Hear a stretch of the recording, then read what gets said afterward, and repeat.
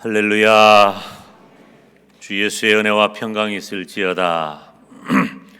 오늘 말씀은 솔로몬에게 주신 말씀.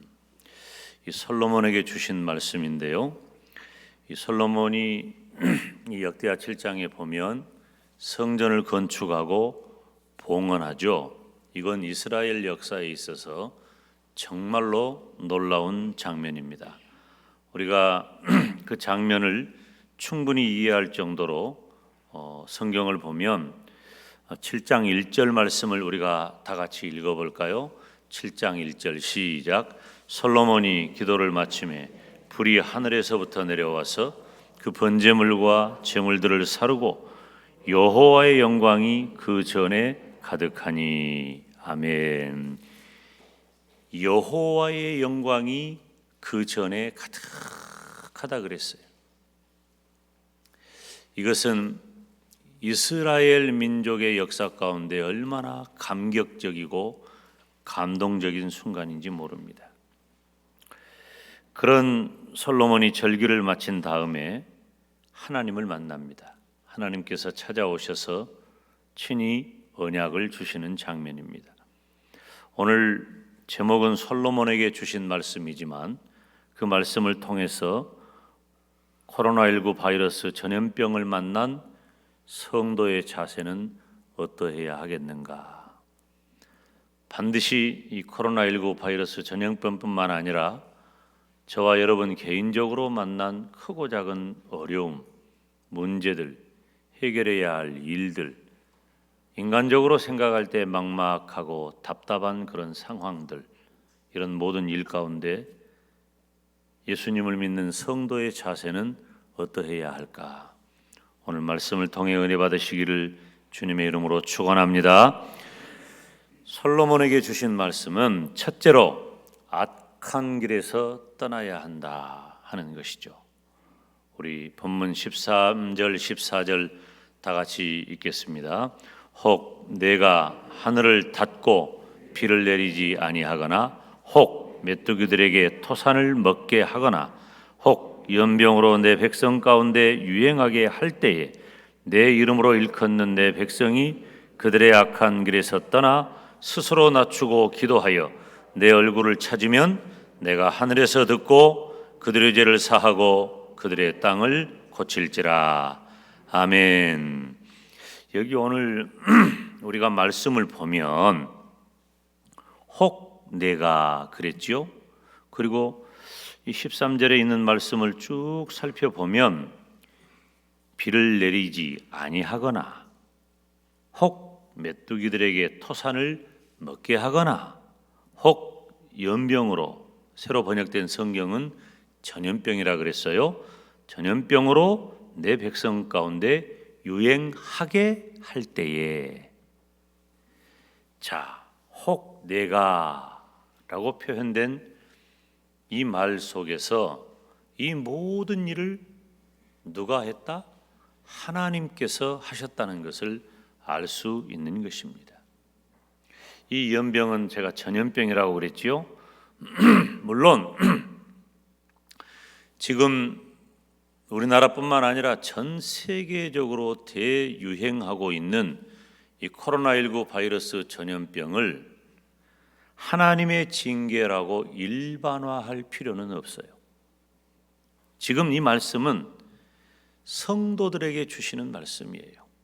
물론 일반적으로도 우리가 선지자적인 마음을 가지고 이러한 일은 하나님의 징계라고 선언할 수도 있고 그렇게 경고할 수도 있습니다.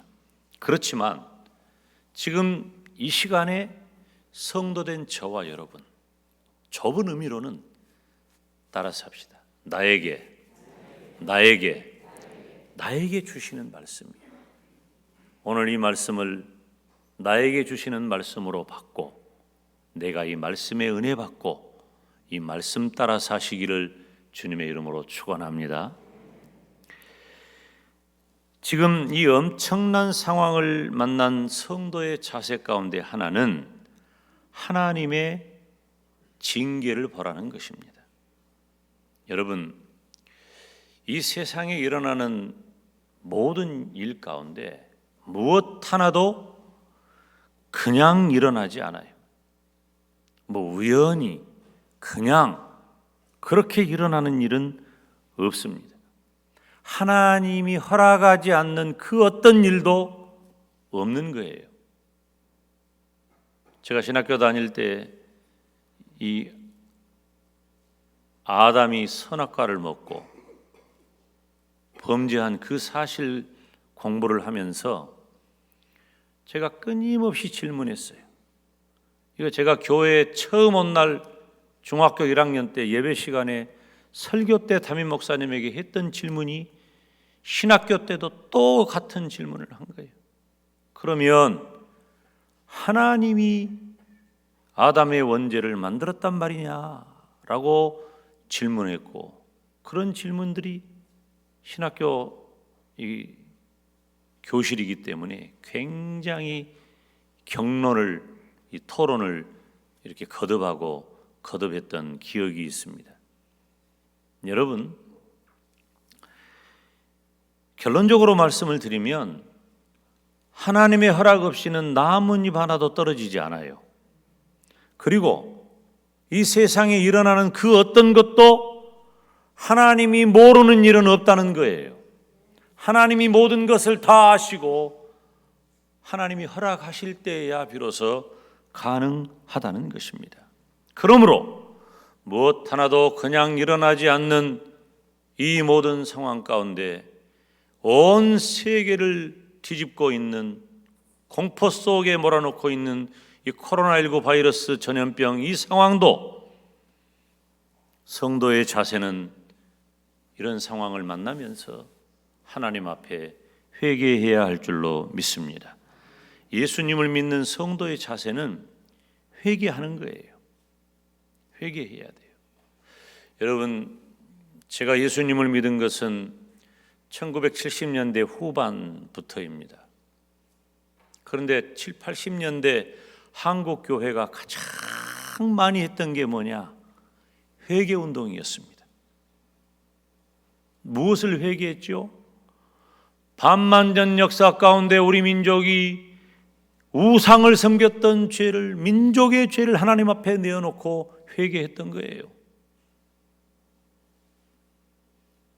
회개 운동이 일어나니까 하나님께서 우리의 마음밭을 기경하시고 기경된 내 마음밭에 성령으로 충만하게 하시고 성령으로 충만한 성도들에게 신령한 은혜를 부어주셔서 온전한 믿음을 갖게 하시고 한국교회가 세계의 교회 유래를 찾아볼 수 없는 가장 건강한 신학과 신앙의 그 출발을 하게 되었고 엄청난 부흥의 역사를 이루었다고 하는 것입니다.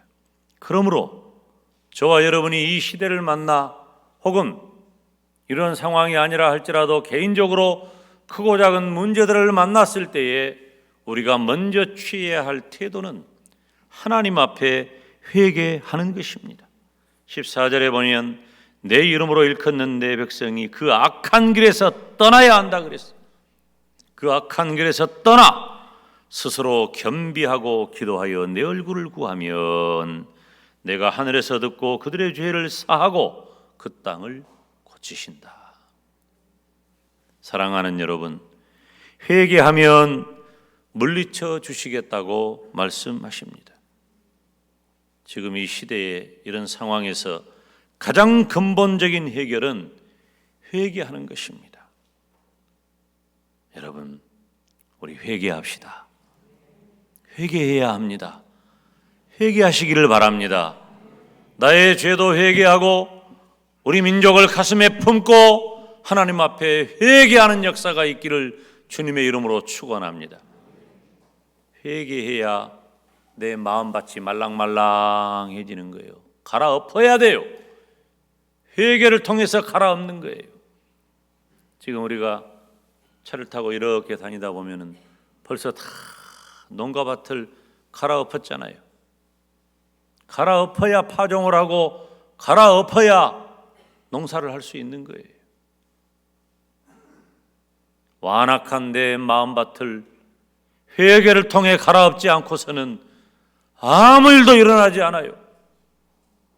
어떤 역사도 기대하지 마세요. 우리가 하나님 앞에 나의 죄는 물론이고 우리 민족의 죄악을 품고 하나님 앞에 나아가 회개하시기를 주님의 이름으로 축원합니다.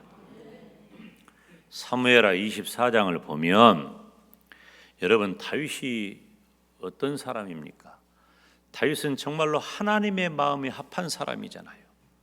그리고 우리가 본받을 만한 믿음의 사람을 이야기할 때 누구든지 다 손꼽는 사람 가운데 대표적인 사람이 다윗 아닙니까? 그런데 그런 다윗도 잠시 교만해진 거예요. 어떻게 다윗이 교만해질 수 있을까? 여러분, 다윗은 자기의 권세와 영광을 과시하려는 교만죄를 범하고 말았어요. 전쟁에 나갈 군사를 조사한 것입니다.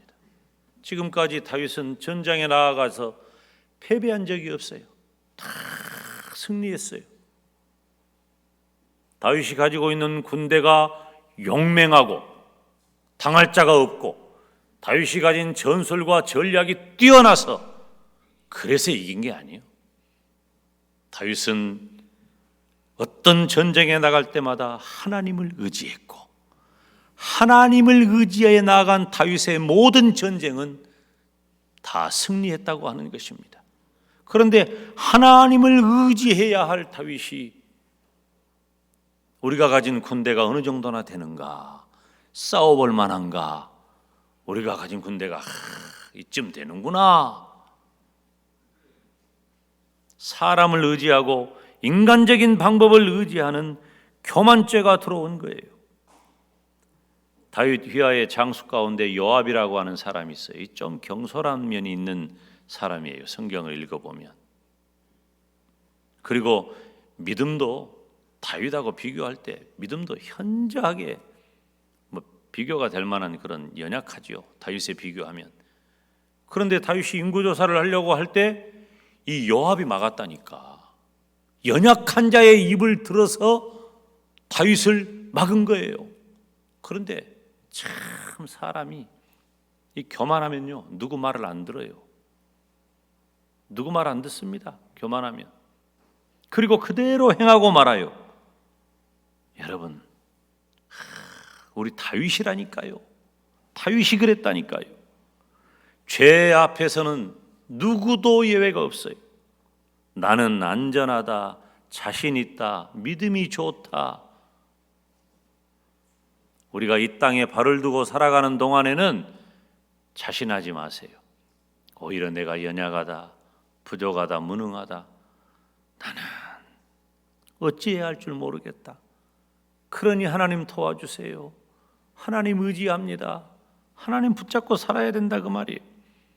다 같아요. 다를 바가 없어요.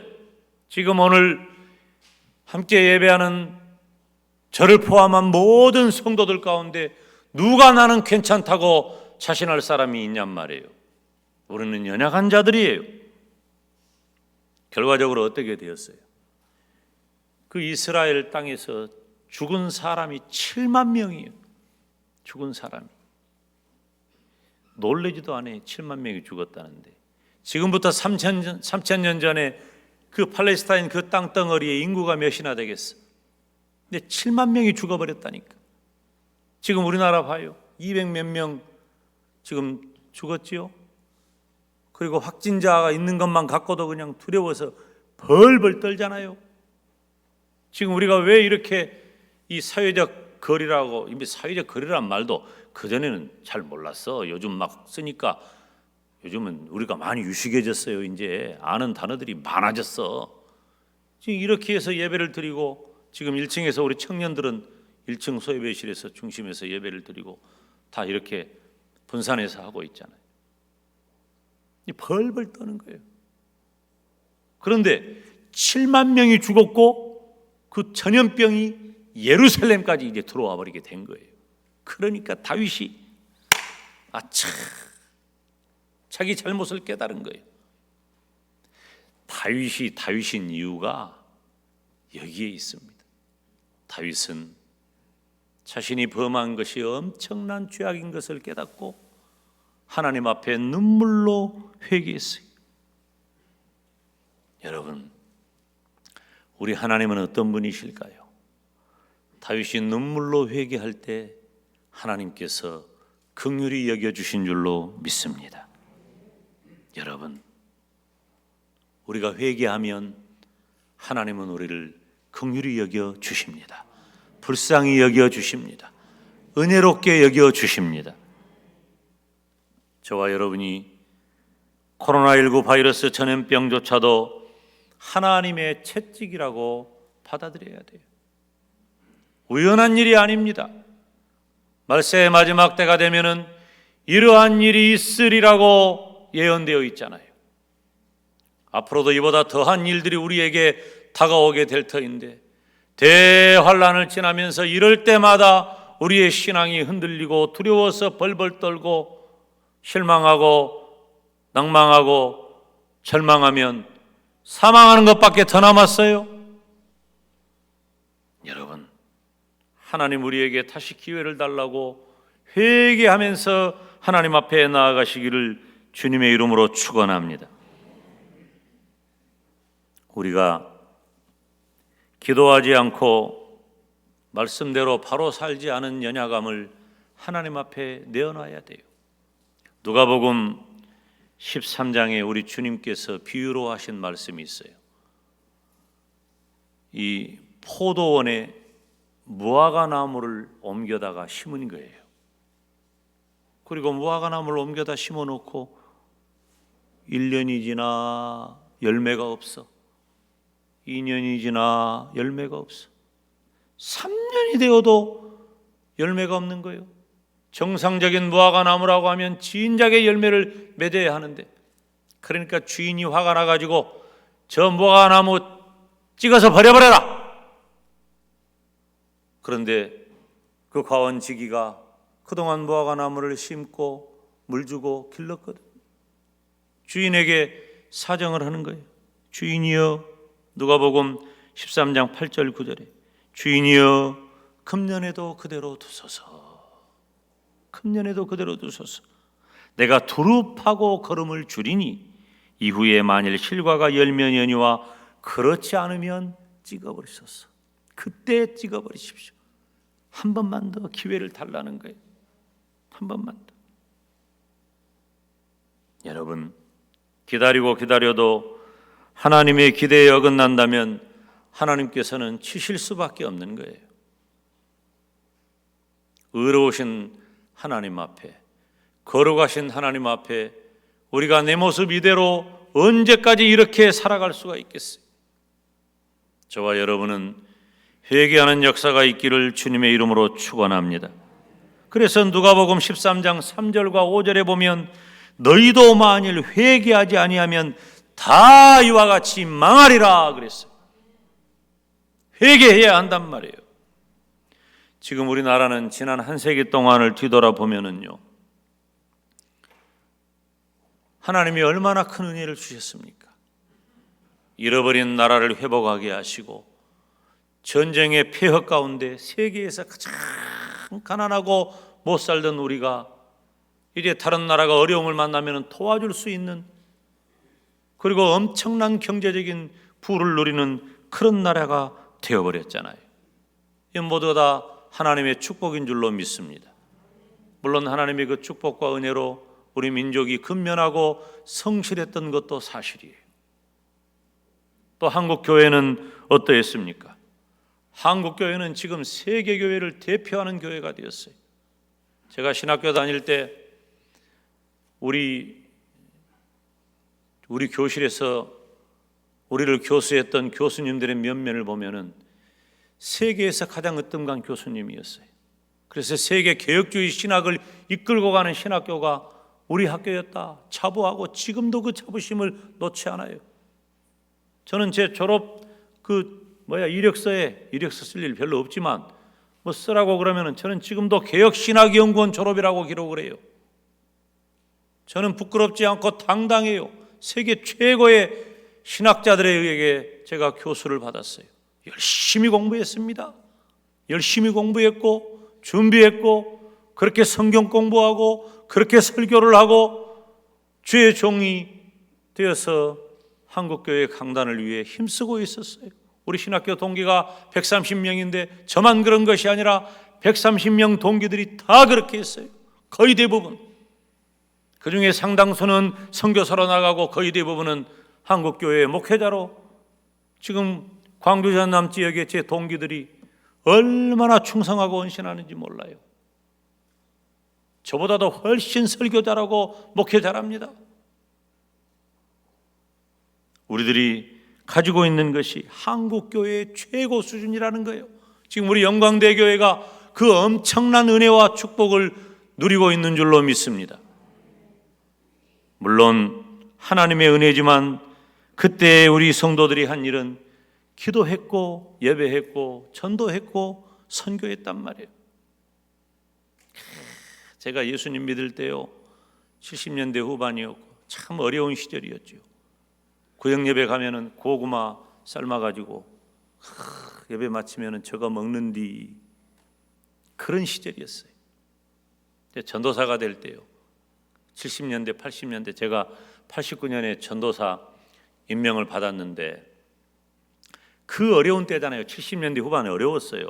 70년대 후반은 어려웠지만 제 어렸을 때 이렇게 보면은 성도들이 교회 올 때마다 이 면포로 된 그 주머니 하나씩을 다 이렇게 가지고 와.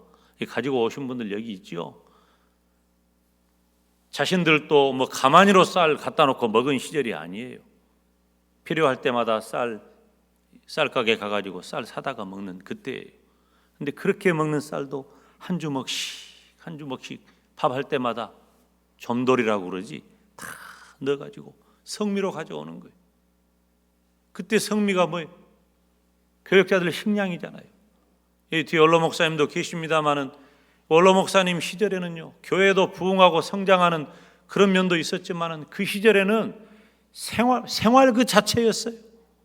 생활 그 자체. 제가 신학교 갈 때 우리 장인어른이 우리 큰동서 장로님 불러다가 밥은 먹고 산단가 그 질문을 했다는 거예요. 밥 먹고 살 것을 주의 종의 길을 가는 사람이 걱정하던 그런 시대였단 말이에요. 제가 전도사가 됐는데 1월 달에 쌀을 한 말 줘요. 식량이라고. 교육전도사니까 쌀을 한 말 탁. 이제 결혼을 했어요. 결혼을 해가지고 밥을 해 먹는데 밥이 맛이 없어. 그래서 담임 목사님한테 그랬어요. 쌀도 색깔을 보니까 이쪽은 누렇고 이쪽은 하얗고 느리무리하고 막 그래. 그래서 이제 담임 목사님한테 28살짜리 전도사가 목사님 교회에서 준 쌀로 밥을 하니까 맛이 없어. 제가 그랬어요.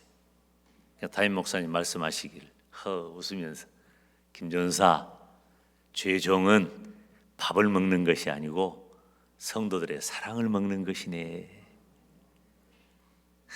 내가 잊어버리지를 않아요. 잊어버리지를 않아요. 성도들이 어려운 상황에서도 헌금해서 예배당 짓고 여러분 보세요. 세계 어디를 가봐요. 이제 풀리면 가봐요. 지금은 못 가니까. 세계 어디를 가도 예배당이 가는 데마다 예배당이 있고 할렐루야. 우리 국가대표 배구 감독을 했던 김호철 누구지? 김철호 장로님인가? 그 장로님 있어요. 이름 정확히 기억 못하겠네. 그 장로님이 제가 광주에 있을 때 초청해가지고 간증을 했는데 그분은 가는 데마다 예배당을 찾아서 새벽 기도를 한다는 거예요. 근데 정말로 외국에 가면 너무너무 힘들다는 거예요. 예배당 하나 찾기가 너무 힘든데 한국에서 훈련을 할 때는 어디를 가든지 예배당이 다 있으니까 너무너무 좋다는 거예요. 너무너무 좋다. 제가 언젠가 하나님 앞에 감사 기도를 한 적이 있어요. 제가 김포공항에서 이 어두운 때 김포공항에 이렇게 착륙을 하는데 비행기 바깥을 이렇게 내다보는데요. 하나님이 손으로 십자가를 잡아가지고 촥 뿌려버린 것처럼 그냥 십자가 가득해요, 가득해. 색깔은 다르지만 하얀 것, 파란 것, 빨간 것, 십자가가 그냥 얼마나 많은지. 그 어려운 시절에 예배당 세우고 건축하고 집 있는 사람 팔아 전세 옮기고 전세 있는 사람 팔아서 사골세로, 사골세는 탈방으로 내려앉으면서 정성을 다해 헌금해서 예배당을 세우는 그런 헌신적인 교회가 한국교회였잖아요. 그런데 지금 어떻게 되었어요? 그때보다 이 나라와 민족이 한국교회 성도들이 훨씬 더 잘 먹고 잘 살아요. 상상할 수도 없어요. 그런데 그렇게 되니까 물질주의와 쾌락주의에 빠져버렸어요. 이거 다 우상입니다. 그리고 교만하게 되었고 타락하게 되었어요. 여러분, 이 코로나19 바이러스 전염병은 우연한 일이 아닙니다. 그냥 생긴 일이 아닙니다. 솔로몬에게 주신 말씀을 통해 우리가 코로나19 바이러스 전염병을 만난 성도의 차세를 생각해 볼 때에 우리가 하나님 앞에 회개하시기를 바랍니다. 회개해야 할 줄로 믿습니다. 두 번째는 성전에서 기도하고 예배드려야 한다. 오늘 본문 15절 16절 우리가 다 같이 읽읍시다. 시작. 이곳에서 하는 기도에 내가 눈을 들고 귀를 기울이리니 이는 내가 이미 이 전을 택하고 거룩하게 하여 내 이름으로 여기 영영이 있게 하였습니다. 내 눈과 내 마음이 항상 여기에 있으리라. 아멘. 이곳에서 이 전을 여기에 사랑하는 여러분, 지금 이 코로나19 바이러스 전염병을 만난 저와 여러분이 어떤 자세를 가져야 할까요? 예배를 회복해야 할 줄로 믿습니다. 구약의 성전은 예수님을 예표해요. 저와 여러분을 구속하심을 예표하는 거예요. 뿐만 아니라 교회를 상징하기도 해요. 교회에 몸담지 않는 신앙생활은 불가능합니다. 비정상적이기 때문이에요.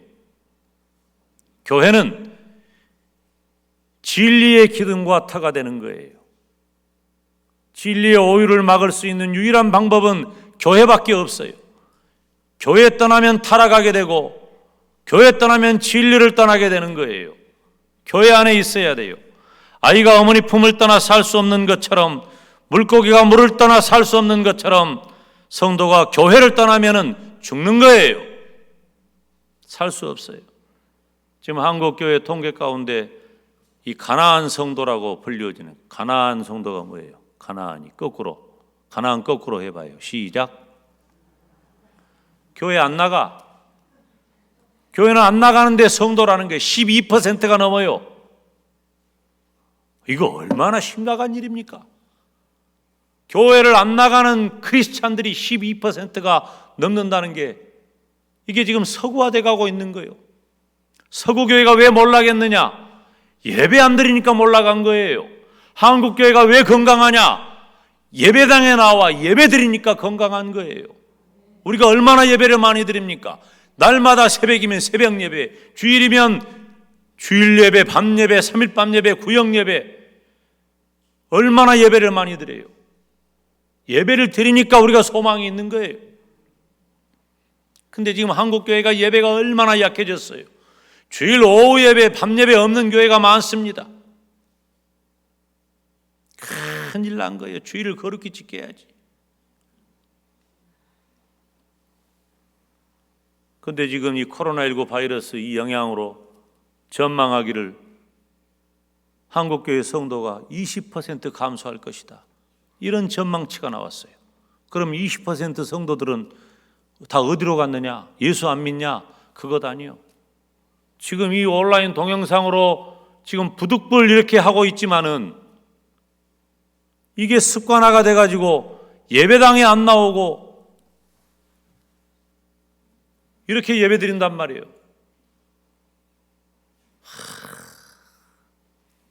제가 1996년 2월 달에 남미 집회를 갔는데요. 1996년이면 지금부터 몇 년 전이요? 굉장히 오래전이잖아요. 이 TV를 이렇게 트는데 이 무슨 설교하는 것 같아요. 이 포르투갈어로 하니까 잘 제가 못 알아들었어요. 브라질은 포르투갈어를 쓰거든요. 다른 난민은 스페인어를 쓰고 못 알아들어요, 언어가. 근데 이렇게 보니까 목사님이 설교하는 것 같아. 목사님이 설교하는 것 같은데 이렇게 돌리니까 채널이 여러 개야. 그리고 이렇게 보니까 그 밑에 무슨 계좌번호 같은 것이 쫙 뜨고, 나중에 제가 물어보니까 그게 이제 가스펠 채널인데 그 유명한 목사님들이 와서 그 설교를 하고 거기다가 헌금을 하는 거예요. 지금 무슨 남미교회가 해방신학에 다 뒤집어 먹혀가지고 잡아먹혀가지고 온전한 신학과 신앙이 남아있기는 합니까? 안 되는 거예요, 그거. 근데 그런 것이 좋다고 또 서구 다 본받으려고 하고, 미국도 마찬가지예요. 미국도 건강한 그리스도인들은 다 예배당에 나와서 하나님을 거룩하게 예배합니다. 다. 여러분, 미국이 왜 지금도 저는 온전할 걸로 믿어요. 회복될 걸로 믿어요. 왜? 건강한 그리스도인들이, 타락한 자들도 있지만 건강한 그리스도인들이 많이 남아있단 말이에요. 그 남은 자들을 통해서 하나님이 새 생명의 싹을 다시 움튼다 그 말이에요. 지금 한국교회도 그런 위기 가운데 온 거예요. 우리는 어떤 경우에도 주의를 성수하고, 아멘, 어려운 일을 당할 때마다 회개하면서 하나님 앞에 기도해야 할 줄로 믿습니다. 아프리카에 지금 예수님의 복음이 막 나이지리아라든지 우간다라든지 이런 데가 굉장히 이 기독교 운동이 엄청나게 활발합니다. 이 나이지리아 같은 데는요, 완전히 기독교 국가, 우간다 같은 데도 지금 거의 그런 정도. 근데 우간다 하면 생각나는 사람이 있잖아요. 이디 아민. 그 철권 정치, 독재 정치, 그래가지고 막 사람들 다 죽여버리고 학살하고 자기 정권 유지하기 위해서. 그러는 가운데 이 어떤 통계에 의하면은 막 전 인구의 40%에 가까운 사람이 에이즈에 걸려가지고 나라가 완전히 다 끝나버린 거예요. 예수님을 믿으면 기독교인들은 다 핍박을 받는 거예요. 그런데 그런 상황이 되었는데 예수님을 믿는 성도들은 조용히 교회에 날마다 숨어서 하나님 앞에 부르짖었어요. 우간다 교회 성도들이 예배를 포기하지 아니하고 기독교인들을 핍박하고, 여러분은 그런 동영상 잘 안 보셨죠? 저는 그 잔인한 동영상 너무너무 많이 봤어요. 밥을 못 먹을 정도로 너무너무 잔인해. 그런 동영상들 이제 잘 안 보려고 그래요. 내가 너무 잔인하니까. 그렇게 예수님을 믿는다는 이유로 그렇게 참수하고 죽여버리고, 많은 사람들 앞에서 본보기로, 그것도 그러니까 기독교를 핍박하는 거지. 그런 상황에서도 항상 예배당에 모인 거예요. 그래서 큰 소리를 내지는 못하고 조용히 기도를 하는데 그 소리가 마치 벌떼가 윙윙거리는 소리처럼 들렸다. 그렇게 표현할 정도로 성도들이 간절히 기도한 거예요. 작은 소리지만 계속해서 기도한 거예요. 기도해도 별로 나아진 것도 없어. 독재자는 여전하고, 나라를 집어삼키는 질병도 여전하고, 기독교의 핍박도 여전해요. 그래도 우간다 교회 성도들은 포기하지 아니하고 하나님을 예배하고 기도했단 말이에요.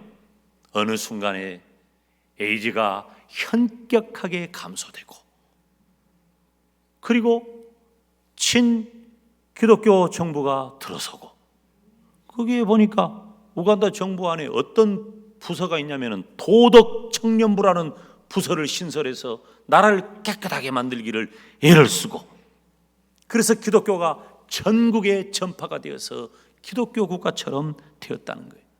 그런데 그때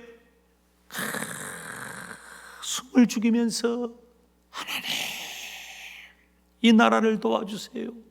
에이즈가 대치되게 해주세요. 악한 정부가 기독교를 핍박하는 일을 멈추게 해주세요라고 기도하면서 우간다 기독교 운동을 전개했던 그 우간다 교회 성도들이 하는 말이, 우리는 한국 교회를 본받는다 그랬어요. 우리는 한국 교회를 본받는다.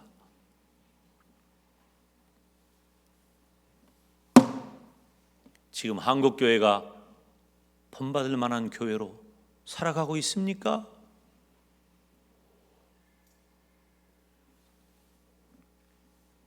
우리는 코로나19 바이러스 전염병을 만나 성도로서 예배를 회복해야 할 줄로 믿습니다. 우리 교회는 끊임없이 공동체 예배를 계속해서 준비하고 어떻게 해서든지 하나님을 예배하는 일을 하기 위해서 제가요 아예 군청, 보건소, 경찰서 다 사안을 보내고 우리가 더 필요한 것 있으면 더 준비하겠다, 지적해라, 지적해달라, 이건 좋은 마음이에요. 그리고 오시는 공직자들에게도 친절하게 대하고, 우리가 뭐 부족한 거 있으면 더 말씀하십시오, 더 준비하겠습니다. 영광대교회가 모범적으로 잘하고 있다는 거예요. 잘하고 있다는 말을 들으니까 더 조심스러운 거예요. 지난번에 제가 얼마나 기도했는지 몰라요. 지난 주간에 부활절 끝나고 한국교회 가운데, 뭐 우리 교회는 말할 것도 없고 한국교회 가운데 한 명도 문제되는 게 나오지 않도록 하나님 도와주시옵소서. 하나님이 이 종의 기도를 들으신 줄로 믿습니다. 하나님이 저와 여러분의 기도를 들으신 줄로 믿습니다. 지금 더 조심해야 돼. 더 조심하고 더 안전하게 하고. 우리 목사님 마스크 안 쓰셨길래, 목사님 어째 마스크 안 썼어요? 그 있어. 그리고 꺼내갖고 쓰고 들어오셨어. 담임 목사를 제외하고는 다 마스크 써야 돼. 저는 마스크 안 써도 거리가 좀 있으니까 괜찮아요. 이 정도 거리까지. 그러나 이렇게 하든 저렇게 하든 우리가 힘써야 할 것은 하나님을 예배하는 일을 포기하지 말고 힘써야 할 줄로 믿습니다. 여러분, 성도의 삶에서 희망 없이 기다리는 순간은 없습니다. 시편 121편 5절 6절에 보면 여호와는 너를 지키시는 자라, 여호와께서 내 우편에서 내 그늘이 되시나니 낮에 해가 너를 상치 아니하며 밤의 달도 너를 해치 아니하리로다. 하나님이 지켜주실 줄로 믿습니다. 제가 그저께 신문을 보니까요, 하나님은 이런 기사가 났어요. 하나님은 코로나19 바이러스 전염병이라는 극한의 상황에서 10억 가지의 일을 하신다. 그 말은 무슨 말이에요? 하나님은 모든 일을 다 동원해서 지금도 살아 역사하신다는 거예요. 하나님은 놀고 주무시지 않습니다. 지금도 살아계시고 지금도 깨어 계시고 지금도 역사하십니다. 사랑하는 여러분, 오늘 솔로몬에게 주신 말씀을 통해 우리는 코로나19 바이러스 전염병을 만난 성도의 자세를 살폈습니다. 회개하면 하나님께서 이보다 더한 어려움 가운데도 우리를 충분히 도우십니다. 우리는 더 기도하고 더 예배해야 할 줄로 믿습니다. 우리가 두려워해야 할 건 무엇입니까? 전염병보다도 하나님을 더 두려워하시기를 바랍니다. 하나님을 붙잡으시기를 바랍니다. 무엇보다도 우리는 먼저 하나님 앞에 진실로 회개하고 돌아와서 잃어버렸던 초대교회의 신앙을 회복하시기를 바랍니다. 대충 하면 안 돼요. 신앙생활 설렁설렁 하면 안 돼요. 제가 그랬죠. 이 코로나19 바이러스 전염병이 우리 한국 교회의 체질을 개선할 것이다. 예배의 체질도 개선하고 한국 교회의 체질을 개선할 것이다. 여러분, 이제 우리 기도원 300용사가 남은 거예요. 어마어마한 강력한 적들 다 타파하고 한국 교회의 새로운 부흥의 역사가 시작이 되어지고 멈칫하고 있는 세계 선교도 다시 한번 박차를 가하게 될 줄로 믿습니다. 절망에 빠진 환자들과 교회와 나라와 민족을 위해 기도하는 저와 여러분이 되시기를 주님의 이름으로 축원합니다. 기도하겠습니다. 걸어가신 여호와 우리 아버지 하나님, 참으로 우리 시대에 찾아보기 어려운 어려움을 우리가 만났지만 이러한 때에 하나님을 의지하고 붙잡고 하나님 앞에 나아가 기도하며 회개하게 하시고 하나님을 예배하는 일을 더욱 힘써서 하나님이 살아 역사하시는 일을 보게 하여 주시옵소서. 예수님의 이름으로 기도하옵나이다. 아멘.